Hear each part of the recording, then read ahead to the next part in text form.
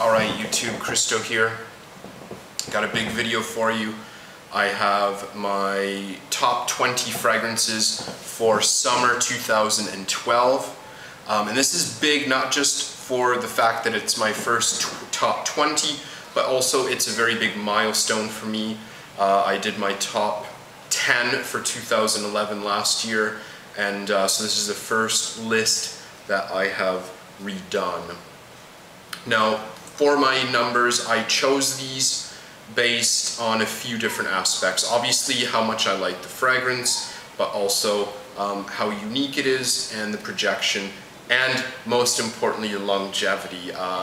Summer fragrances have very bad reputation for not lasting long, so that was a very big part of where I ranked these. So let's get right into it. Number 20 is DSquared Ocean Wet Wood. Now, this probably wouldn't have made my list except for one reason. This has excellent longevity. For a designer aquatic fragrance, this lasts a long time. I'm talking like 8 hours plus. The scent itself, quite generic, quite interesting, uninteresting. It's just kind of another aquatic cologne kind of fragrance. Rather synthetic as well, but it lasts all day, which is a very, very good thing for me, which totally makes it stand out in a sea of otherwise forgettable aquatic fragrances.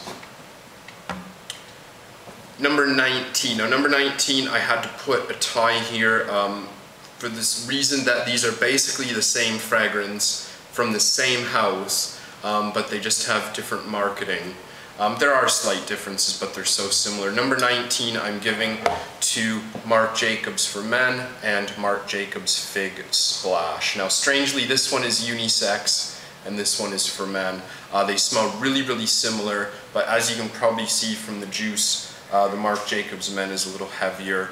It's a little creamier and more buttery. But both are very nice. They've got really nice fig fragrances, fig notes in them. 18, this is a designer that a lot of people really ripped on. A lot of people really didn't like this and they gave it a lot of hell, pardon my language. It's a very, I can't say underrated because it's quite popular, but it just got ripped on so much, and when I finally got to try it, I was really impressed with it and I liked it a lot. Number 18 is Burberry Sport for Men. Retail price, it's quite expensive, especially because it's a 75 ml bottle. And it was like $75, I think, retail.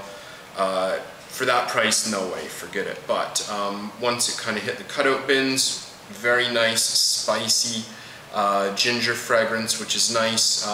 Doing a spicy ginger for the summertime, I think that's a winner for me. I really enjoy this. Unfortunately though, like a lot of people do complain, it doesn't last long, and I do agree with them there.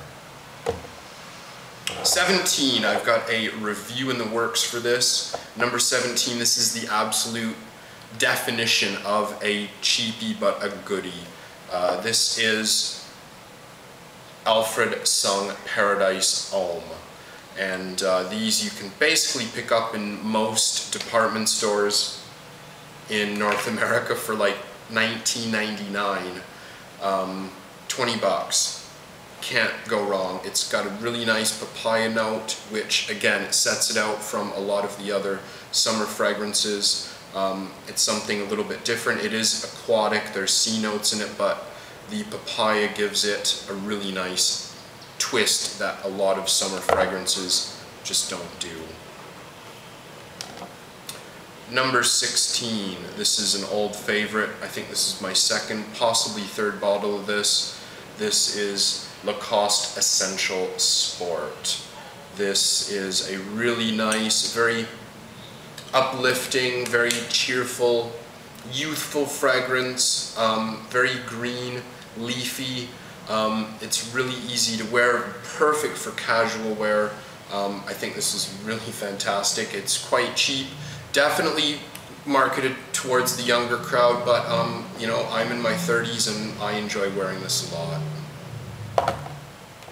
15, this one unfortunately, massive downfall, number 15, terrible longevity, but for the name that it has, you know, you can't expect much more. This is Roger and Ghale Vetiver Fresh Fragrance Water. There's not even a saturation level for this, like EDT, EDC or anything, so I have a feeling it's not even strong enough to be called an EDC, unfortunately. Wow, this is so good. You can see I've used a lot out of this, probably nearly 50 ml of this in about 5 months. Smells great out of the shower. I like to wear it before I go to bed when I wake up. Because it only lasts for an hour or so, which is actually good in that case, I can spray it on after shower, and then by the time I get to work, I can put on my daytime fragrance. Alright, number 14. This is another fragrance that got a lot of flack. A lot of people like to rip on this. A lot of people get really offended by this, and for such a happy fragrance, I don't understand how people can be so offended.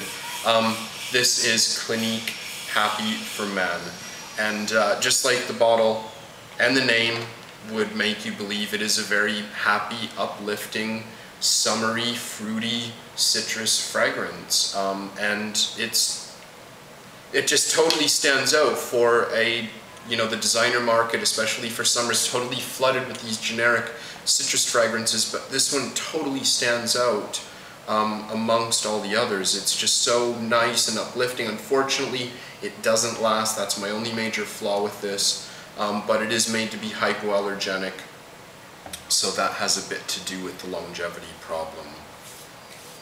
13.